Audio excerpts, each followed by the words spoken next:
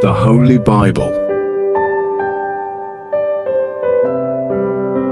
Reading Plan, 14th day, Tagalog version, Genesis chapter 35 to 37, Psalm chapter 12, and Mark chapter 14. Genesis chapter 35. Binasbasan ng Diyos si Jacob sa Bethel. 35 kabanata. Ngayon, sinabi ng Diyos kay Jacob, "Maghanda ka, pumunta ka sa Bethel at doon manirahan. Gumawa ka roon ng altar para sa akin, ang Diyos na nagpakita sa iyo nang tumakas ka sa kapatid mong si Esau." Kaya sinabi ni Jacob sa sambahayan niya at sa lahat ng kasama niya, "Itapon ninyo ang mga Diyos-Diyosan ninyo.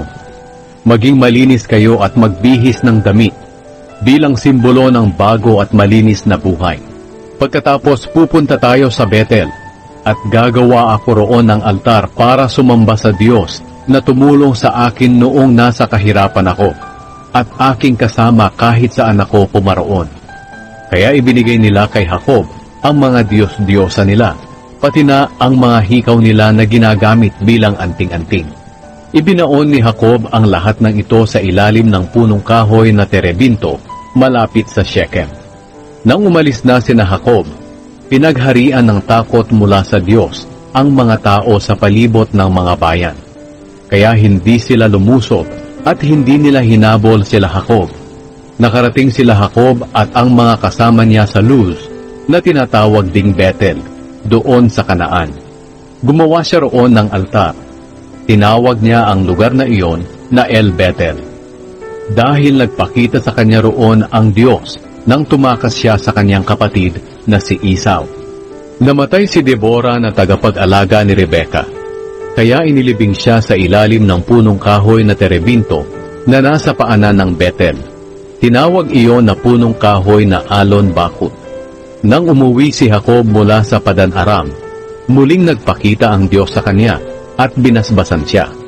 Sinabi ng Diyos sa kanya, "Jacob ang pangalan mo, pero mula ngayon, hindi ka na tatawaging Jacob, kundi Israel na." Kaya naging Israel ang pangalan ni Jacob. Sinabi pa ng Diyos sa kanya, "Ako ang makapangyarihang Diyos. Magkakaroon ka ng maraming anak. Magiging ama ka ng isang bansa at ng marami pang bansa, at magiging hari ang iba mong mga lahi. Ang lupain na ibinigay ko kay Abraham at kay Isaac ay ibibigay ko rin sa iyo at sa mga lahi mo." Pagkatapos umalis ang Diyos sa lugar na iyon, kung saan nakipag-usap siya kay Jacob, at nagtayo roon si Jacob ng batong alaala. Binuhusan niya agad ng alak at langis ang bato, para maging banal. Pinangalanan niya ang lugar na iyon na Bethel. Ang pagkamatay ni Raquel. Umalis si Jacob at ang sambahayan niya sa Bethel. Manganganak na noon si Raquel. Malayo pa sila sa bayan ng Ephrata. Sumakit na ang tiyan ni Raquel. Nang matindi na ang sakit, sinabi ng manghihilot sa kanya, "Huwag kang matakot, Raquel. Lalaki na naman ang anak mo." Isinilang ang sanggol pero nasa bingit ng kamatayan si Raquel. Bago siya malagutan ng hininga, pinangalanan niya ang sanggol na Ben-Oni. Pero pinangalanan ni Jacob ang sanggol na Benjamin. Namatay si Raquel at inilibing sa tabi ng daan na papunta sa Ephrata na tinatawag ngayong Bethlehem. Nilagyan ni Jacob ng bato ang libingan ni Raquel bilang palatandaan, at hanggang ngayon, naroon pa rin ang palatandaang ito. Nagpatuloy sina Jacob sa kanilang paglalakbay. Pagdating nila sa kabilang panig ng Migdal Eder, nagtayo sila roon ng mga tolda nila. Habang nakatira roon sila Jacob, sumiping si Reuben kay Bilha, na isa sa mga asawa ng kanyang ama. Nang malaman iyon ni Jacob, galit na galit siya. Ang mga anak na lalaki ni Jacob. May 12 anak na lalaki si Jacob. Ang mga anak niya kay Leah ay sina Reuben na panganay. Pagkatapos ay sina Simeon, Levi, Huda, Isakar at Zebulun. Ang mga anak niya kay Raquel ay sina Jose at Benjamin. Ang mga anak niya kay Bilha na alipin ni Raquel ay sina Dan at Naphtali. Ang mga anak niya kay Zilpa na alipin ni Leah ay sina Gad at Asher. Silang lahat ang anak na lalaki ni Jacob na isinilang sa Padan-aram. Ang pagkamatay ni Isaac. Pumunta si Jacob sa ama niyang si Isaac sa Mamre, malapit sa Kiryat Arba na tinatawag ding Hebron. Ito ang lugar na tinitirhan ni Isaac na siya ring tinitirhan noon ni Abraham. Nabuhay si Isaac ng 180 taon. Namatay siya sa katandaan na kontento sa kanyang buhay at kasama na ng kanyang mga kamag-anak na sumakabilang buhay na. Inilibing siya ng mga anak niyang sina Esau at Jacob. Genesis chapter 36. Ang mga lahi ni Esau. 36 na kabanata. Ito ang salaysay tungkol sa pamilya ni Esau na tinatawag ding Edom. Nakapag-asawa si Esau ng mga babaeng taga-Kanaan. Sila'y sina Ada na anak ni Elon na Hiteo, si Oholibama na anak ni Ana at apo ni Zibeon na Hiveo, at si Basemat na kapatid ni Nebayot na anak ni Ishmael. Ang anak ni Esau kay Ada ay si Eliphaz. Ang anak niya kay Basemat ay si Reuel, at ang mga anak niya kay Oholibama ay sina Jeus, Jalam, at Korah. Sila ang mga anak ni Esau na isinilang sa Kanaan. Dinala ni Esau ang kanyang mga asawa at anak, ang lahat ng sakop ng kanyang sambahayan, pati ang mga ari-arian at mga hayop niya na naipon niya sa Kanaan. At lumipat siya sa isang lupain na malayo kay Jacob na kanyang kapatid, sapagkat hindi na sila maaaring magsama sa isang lupain dahil sa dami ng mga ari-arian nila. At ang lupain na kanilang tinitirhan ay hindi sapat sa kanila dahil sa dami ng mga hayop nila. Kaya roon tumira si Esau na tinatawag ding Edom sa kabundukan ng Seir. Ito ang salaysay tungkol sa pamilya ni Esau na ama ng mga Edomita na nakatira sa kabundukan ng Seir. Ang anak na lalaki ni Esau kay Basemat ay si Reuel, at ang anak niyang lalaki kay Ada ay si Eliphaz. Ang mga anak na lalaki ni Eliphaz ay sina Teman, Omar, Zepho, Gatam, at Kenaz. May anak ding lalaki si Eliphaz sa isa pa niyang asawa na si Timna. Siya ay si Amalek. Sila ang mga apo ni Esau kay Ada. Ang mga anak na lalaki ni Reuel ay sina Nahat, Zerah, Shama, at Miza. Sila ang mga apo ni Esau kay Basemat. Ang mga anak na lalaki ni Esau kay Oholibama ay sina Jeus, Jalam, at Korah. Si Oholibama ay anak ni Ana at apo ni Zibeon. Ito ang mga lahi ni Esau na naging pinuno ng iba't ibang angkan. Ang mga lahi ng panganay na anak ni Esau na si Eliphaz na naging mga pinuno ay sina Teman, Omar, Zepho, Kenaz, Korah, Gatam, at Amalek. Sila ang mga pinuno sa lupain ng Edom na nagmula kay Eliphaz. Sila ay nagmula sa asawa ni Esau na si Ada.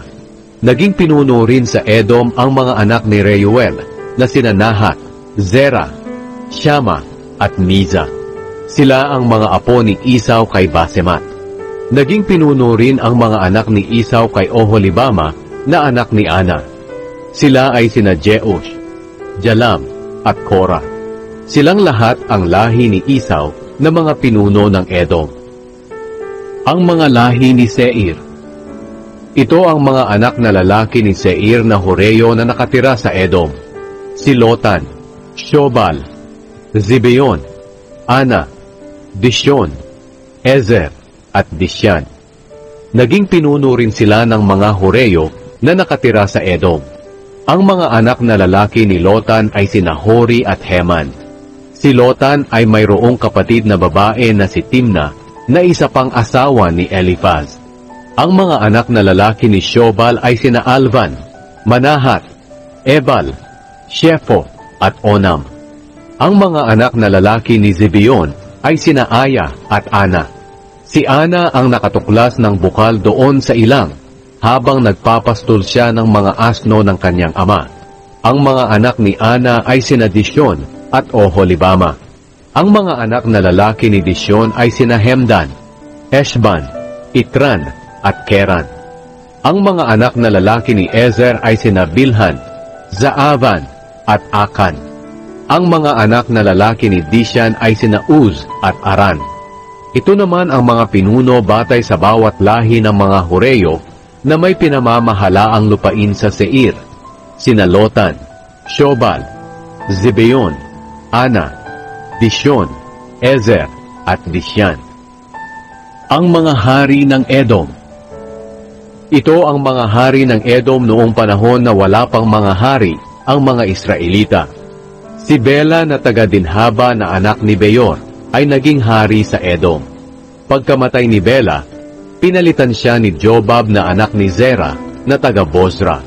Pagkamatay ni Jobab, pinalitan siya ni Husham na taga-Teman. Pagkamatay ni Husham, pinalitan siya ni Hadad na taga-Avik na anak ni Bedad. Si Hadad ang tumalo sa mga Midianita roon sa Moab. Pagkamatay ni Hadad, pinalitan siya ni Samla na taga-Masreka. Pagkamatay ni Samla, pinalitan siya ni Shaul na taga-Rehobot na malapit sa ilog. Pagkamatay ni Shaul, pinalitan siya ni Baal-Hanan na anak ni Akbor. Pagkamatay ni Baal-Hanan na anak ni Akbor, pinalitan siya ni Hadad na taga-Pau. Ang asawa niya ay si Mehetabel na anak ni Matred at apo ni Mezahab. Si Esau na tinatawag ding Edom ang pinagmulan ng mga Edomita. At ito ang mga naging pinuno sa mga lahi ni Esau na ang angkan at lupain ay ipinangalan sa kanila: Timna, Alva, Jetet, Oholibama, Ela, Pinon, Kenaz, Teman, Mibzar, Magdiel, at Iram. Genesis chapter 37. Si Jose at ang kaniyang mga kapatid. 37 kabanata. Nagpaiwan si Jacob para manirahan sa Kanaan, ang lupaing tinitirahan din dati ng kaniyang ama. Ito ang salaysay tungkol sa pamilya ni Jacob. Nang 17 taong gulang si Jose, nagbabantay siya ng mga hayop kasama ng kaniyang mga kapatid na mga anak ni Bilha at ni Zilpa, na mga asawa ng kaniyang ama. Ipinagtapat ni Jose sa kaniyang ama ang masasamang ginagawa ng kaniyang mga kapatid. Mas mahal ni Jacob si Jose kaysa sa iba niyang mga anak, dahil matanda na siya ng isilang si Jose. Kaya itinahin niya si Jose ng maganda at mahabang damit. Pero nang napansin ng mga kapatid ni Jose na mas mahal siya ng kanilang ama kaysa sa kanila, nagalit sila kay Jose at sinabihan ito ng masasakit na salita. Isang gabi, nanaginip si Jose. Nang isalaysay niya ito sa mga kapatid niya, lalo silang nagalit sa kanya, sapagkat ito ang isinalaysay niya. Nanaginip ako na habang naroon tayo sa bukid na nagbibigkis ng mga uhay, bigla na lang tumayo ang ibinigkis ko at pinaikutan ito ng inyong mga ibinigkis na uhay na nakayuko. Sinabi ng kanyang mga kapatid, "Ano? Magiging hari ka at mangunguna sa amin?" Kaya lalo pa silang nagalit kay Jose. Muling nanaginip si Jose at isinalaysay na naman niya sa kanyang mga kapatid. Sinabi niya, "Nanaginip ako ulit na nakita ko ang araw, ang buwan, at ang 11 bituin na yumuyo ko sa akin." Isinalaysay din ni Jose ang panaginip niya sa kanyang ama, pero nagalit din ang kanyang ama sa kanya. Sinabi niya, "Ano ang ibig mong sabihin? Na kami ng iyong ina at ng mga kapatid mo ay yuyuko sa iyo?" Nainggit ang mga kapatid ni Jose sa kanya, pero si Jacob ay sinarili na lamang ang bagay na ito. Ipinagbili si Jose ng kanyang mga kapatid. Isang araw, pumunta ang mga kapatid ni Jose sa Shechem para magbantay ng mga hayop ng kanilang ama. Sinabi ni Jacob kay Jose, "Ang mga kapatid mo ay naroon sa Shechem na nagpapastol ng mga hayop. Pumunta ka roon at tingnan mo kung maayos ang kalagayan ng mga kapatid mo at ng mga hayop. Bumalik ka agad at sabihin sa akin." Sumagot si Jose, "Opo, ama." Kaya mula sa lambak ng Hebron, pumunta si Jose sa Shechem. Nang naroon na siyang pagala-gala sa bukid, may lalaking nagtanong sa kanya kung ano ang hinahanap niya. Sumagot siya, "Hinahanap ko po ang mga kapatid ko. Alam niyo po ba kung saan sila nagpapastol?" Sinabi ng lalaki, "Wala na sila rito. narinig kong pupunta raw sila sa Dotan. Kaya sinundan sila roon ni Jose at nakita niya sila sa Dotan. Malayo pa si Jose ay nakita na siya ng mga kapatid niya. At bago pa siya makarating, binalak na nila na patayin siya. Sinabi nila, "Paparating na ang mapanaginipin. Hali kayo, patayin natin siya at ihulog sa isa sa mga balon dito. Sabihin na lang natin na pinatay siya ng mabangis na hayop. Tingnan nga natin kung magkakatotoo ang mga panaginip niya." Nang marinig ni Reuben ang balak nila, pinagsikapan niyang iligtas si Jose. Sinabi niya, "Huwag na lang natin siyang patayin. Ihulog niyo na lang siya rito sa balon sa ilang, pero huwag ninyo siyang papatayin." Sinabi iyon ni Reuben dahil plano na niyang iligtas si Jose at ibalik sa kanilang ama. Kaya pagdating ni Jose, hinubad nila ang mahaba at magandang damit nito at inihulog sa balon na walang tubig. Habang kumakain sila, may natanaw silang mga mangangalakal na Ismailitang nanggaling sa Gilead. Ang mga kamelyo nila ay may kargang mga sangkap, gamot, at pabangong dadalhin sa Ehipto. Sinabi ni Juda sa kanyang mga kapatid, "Ano ba ang makukuha natin kung papatayin natin ang kapatid natin at ililihim ang kamatayan niya? Ang mabuti pa siguro ipagbili natin siya sa mga Ismailitang iyan. Huwag natin siyang patayin dahil kapatid natin siya." Pumayag ang mga kapatid ni Juda sa sinabi niya. Kaya pagdaan ng mga mangangalakal na Ismailita, iniahon nila si Jose mula sa balon at ipinagbili nila sa halagang 20 pilak. At dinala si Jose ng mga Ismailita sa Ehipto. Nang bumalik si Reuben sa balon, wala na doon si Jose. Kaya pinunit niya ang kanyang damit sa lungkot. Pagkatapos, bumalik siya sa mga kapatid niya at sinabi, "Wala na doon ang nakababata nating kapatid. Paano na ako ngayon makakauwi roon kay ama?" Nagkatay sila ng kambing at isinawsaw sa dugo nito ang damit ni Jose. Pagkatapos, dinala nila ang damit ni Jose sa kanilang ama at sinabi, "Nakita po namin ito. Tingnan po ninyong mabuti kung kay Jose po ito o hindi." Nakilala agad ni Jacob ang damit. Sinabi niya, "Sa kanya ito. Pinatay siya ng mabangis na hayop. Tiyak na niluray-luray siya ng hayop." Pinunit agad ni Jacob ang kanyang damit at nagdamit ng sako bilang pagluluksa. Nagluksa siya ng matagal sa pagkamatay ng kanyang anak. Inaliw siya ng lahat ng anak niya pero patuloy pa rin ang pagdadalamhati niya. Sinabi niya, "Hayaan niyo na lang ako. Mamamatay akong nagdadalamhati dahil sa pagkamatay ng anak ko." At nagpatuloy ang pag-iyak niya dahil kay Jose. Samantala doon sa Ehipto, ipinagbili ng mga Midianita si Jose kay Potifar, na isa sa mga opisyal ng Faraon. Kapitan siya ng mga gwardya sa palasyo. The Book of Psalm chapter 12. 12 kabanata. Panalangin para tulungan ng Diyos. Panginoon, tulungan niyo po kami, dahil wala nang makadiyos, at wala na ring may paninindigan. Nagsisinungaling sila sa kanilang kapwa, nambobola sila para makapandaya ng iba. Panginoon, patigilin niyo na sana ang mga mayayabang at mambobola. Sinasabi nila, "Sa pamamagitan ng aming pananalita ay magtatagumpay kami. Sasabihin namin ang gusto naming sabihin, at walang sino mang makakapigil sa amin." Sinabi ng Panginoon, "Kikilos ako, nakikita ko ang kaapihan ng mga dukha, at naririnig ko ang iyakan ng mga naghihirap. Kaya ibibigay ko sa kanila ang pinapangarap nilang kaligtasan.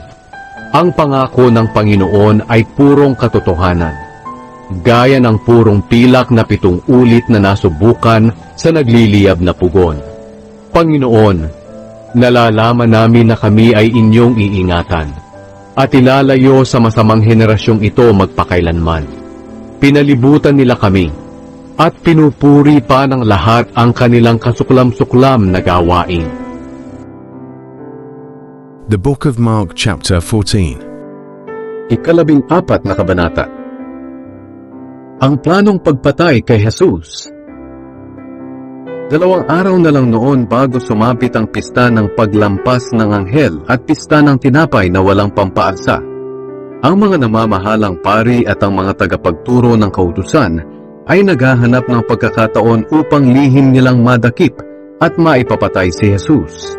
Sinabi nila, "Huwag nating gawin sa pista dahil baka magkagulo ang mga tao." Pinuhusan ng pabango si Jesus. Nang si Jesus ay nasa Betania, habang kumakain siya sa bahay ni Simon na dating may malubhang sakit sa balat, dumating ang isang babae. May dala siyang mamahaling pabango na nasa isang sisidlang yari sa batong alabastro. Ang pabangong ito ay puro at mula sa tanim na nardo. Binasag niya ang leeg ng sisidlan at saka ibinuhos ang pabango sa ulo ni Jesus. Nagalit ang ilang tao na naroon. Sinabi nila, "Bakit niya sinasayang ang pabango? Maipagbibili sana iyan sa halagang katumbas na 1 taong sweldo at maibibigay ang pera sa mga mahihirap." At pinagalitan nila ang babae. Pero sinabi ni Jesus, "Pabayaan ninyo siya. Bakit niyo siya ginugulo? Mabuti itong ginawa niya sa akin. Ang mga mahihirap ay lagi ninyong makakasama at maaari kayong tumulong sa kanila kahit anong oras. Pero ako ay hindi niyo laging makakasama. Ginawa ng babaeng ito ang makakaya niya para sa akin. Binuhusan niya ng pabango ang katawan ko bilang paghahanda sa aking libing. Sinasabi ko sa inyo ang totoo, kahit saan man ipapangaral ang magandang balita sa buong mundo, ipapahayag din ang ginawa niyang ito sa akin bilang pag-alala sa kanya." Nakipagkasundo si Judas sa mga kaaway ni Jesus. Si Judas Iscariote na isa sa 12 tagasunod ay pumunta sa mga namamahalang pari upang ipagkanulo si Jesus.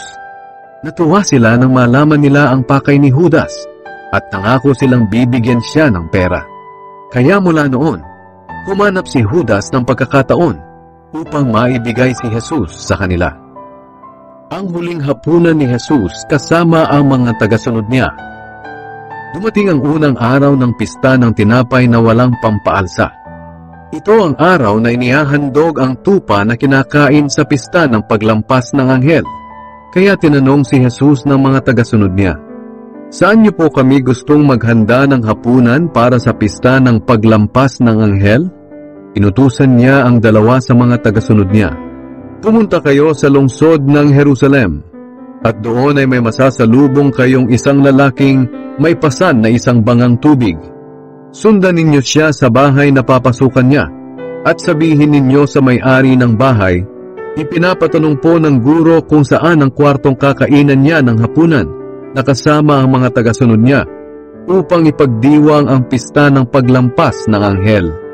Ituturo niya sa inyo ang isang malaking kwarto sa itaas.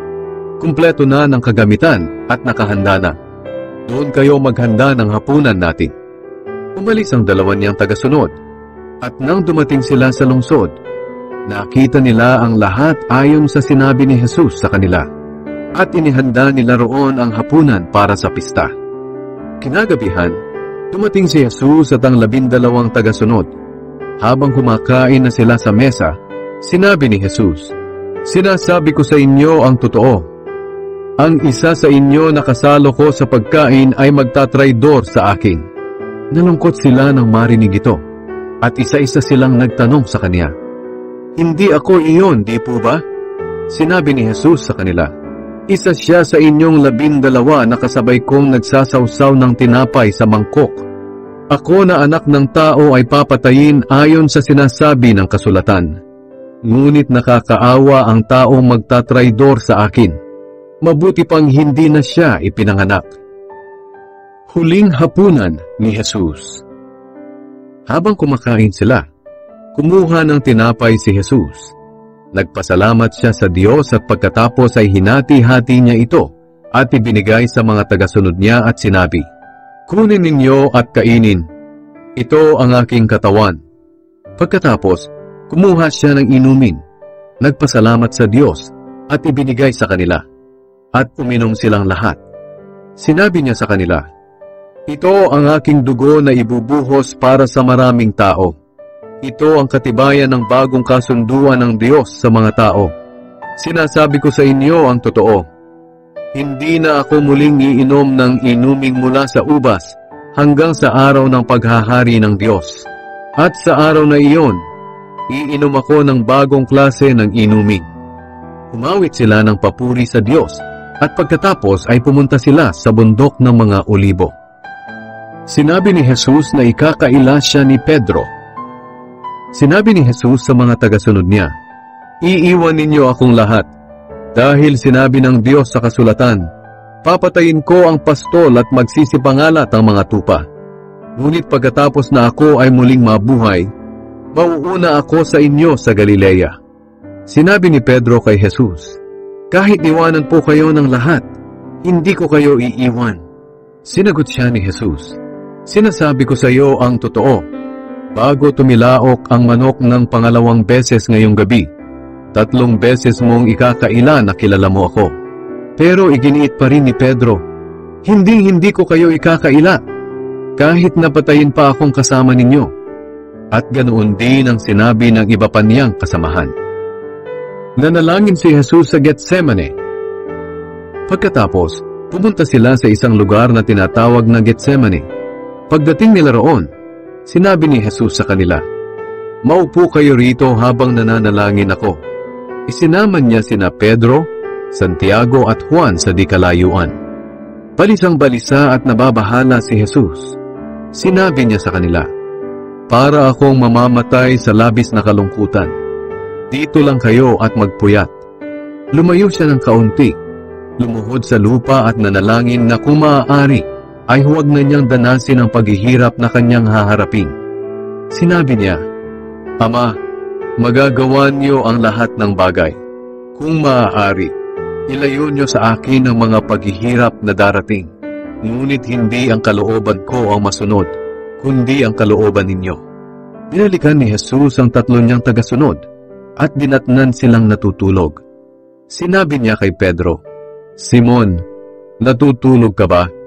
Hindi ka ba makapagpuyat kahit 1 oras lang?" At sinabi niya sa kanila, "Magpuyat kayo at manalangin para hindi kayo madaig ng tukso. Ang espiritu ay handang sumunod, ngunit mahina ang laman." Muling lumayo si Jesus at nanalangin. Ganoon pa rin ang kanyang dalangin.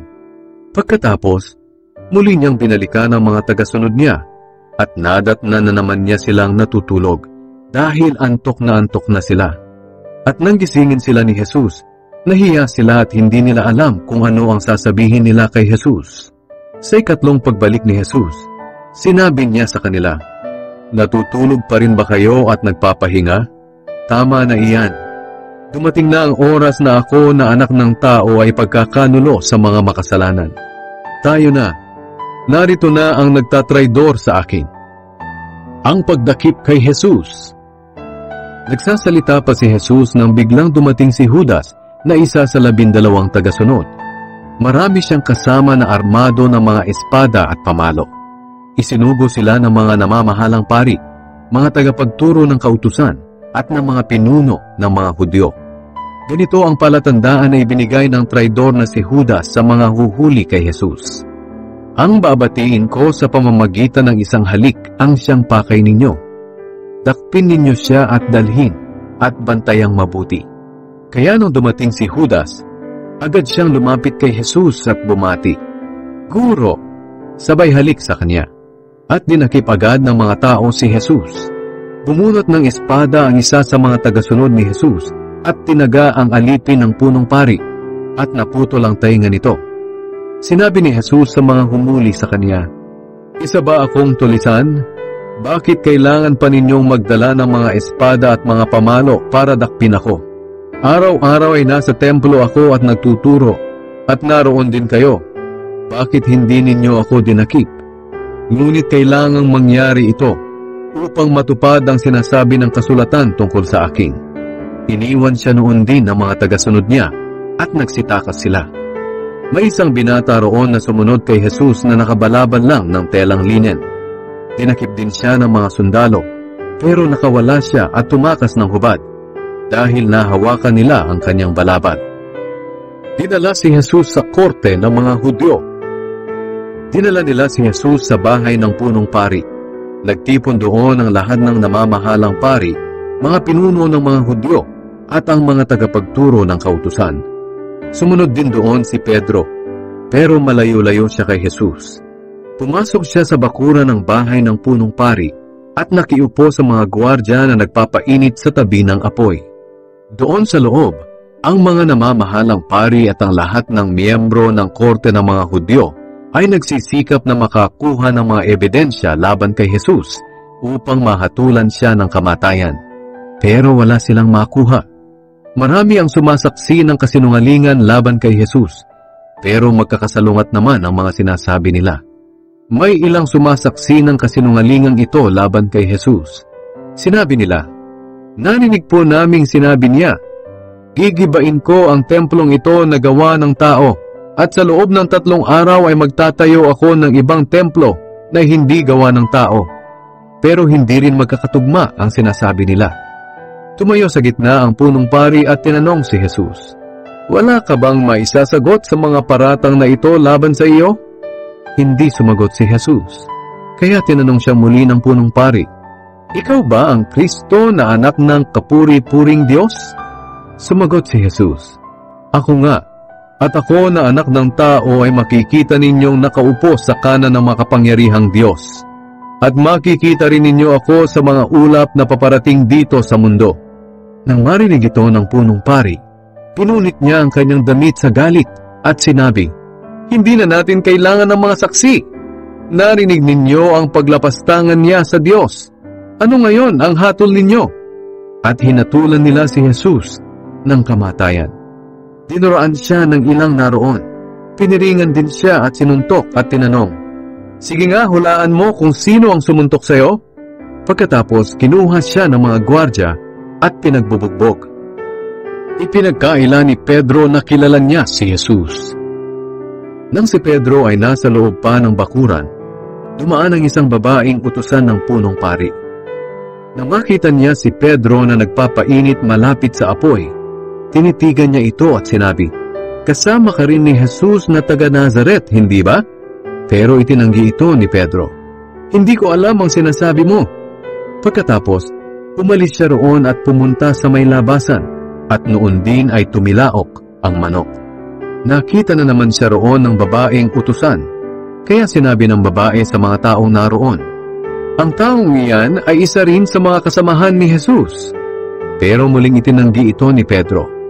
Maya-maya sinabi ng mga taong naroon, "Isa ka nga sa mga kasamahan niya, dahil taga Galilea ka rin." Pero sumampa si Pedro, "Kahit mamatay man ako, hindi ko talaga kilala ang taong sinasabi ninyo." Noon din ay muling tumilaok ang manok, at naalala ni Pedro ang sinabi sa kanya ni Jesus. "Bago tumilaok ang manok ng 2 beses, 3 beses mong ikakaila na kilala mo ako." At humagulgol siya. The Holy Bible. Remember, the Word of God is alive. He is Jesus Christ. Read John 1 verse 1. Please like, subscribe, and comment. Thank you for listening, reading, and watching. God bless us all. Remember to read the next chapters tomorrow. See you there. Please share this video.